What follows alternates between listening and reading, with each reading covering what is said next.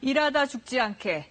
지난 일주일 동안 일하다 숨진 노동자 모두 14명입니다. 노동건강연대와 KBS가 집계했습니다. 매주 한 번씩 일터에서 숨져간 노동자 현황 전해드린 지 꼭 한 달 됐는데요. 하루 평균 2명 이상 퇴근하지 못하는 현실 여전합니다.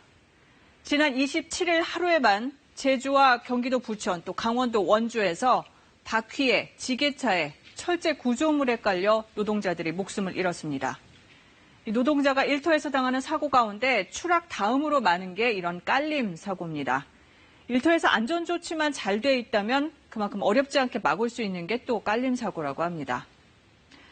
위험에 노출된 노동자, KBS의 연속기획보도 이어갑니다. 오늘은 사고가 아닌 일터에서 얻은 질병 얘기입니다. 일하다 아플 때 당국에 산재 신청을 하는 건 노동자들의 당연한 권리입니다. 그런데 삼성전자의 한 국내 공장에선 산재 신청을 내는 것 자체가 쉽지 않다고 합니다. 박민철 기자가 취재했습니다. 세탁기와 냉장고 같은 생활 가전제품을 주로 만드는 삼성전자 광주 사업장입니다. 14년째 생산직 노동자로 일해온 천모 씨. 지난 2월 세탁기를 조립하다 자재를 싣는 차량에 허리를 찧었고 통증이 심해져 병원에서 시술을 받았습니다. 그런데 사고 한 달 뒤 병가 중이던 천 씨에게 사측 안전관리자로부터 전화가 걸려왔습니다. 산재 신청을 하면 불이익을 받을 수 있다는 압박성 말이었습니다. 신중히 잘 생각해. 이게 우리 입장에서 보면 네가 그렇게 하면은 여러모로 좀 불리해지지. 저한테 좀 안 좋아요. 국가도 그렇고 그런 것들이 좀 안 좋아지니까. 사측의 경고에도 산재를 신청하자 이번에는 직속 간부한테 비난을 들어야 했습니다. 아파트장이 회식 자리에서 그 산재 신청으로 인해 내가 또 사유서를 썼고 내가 피해를 많이 봤다. 그런 식으로 말을 해가지고 직장 내 어떻게 보면 왕따를 윤으로 하더라고요.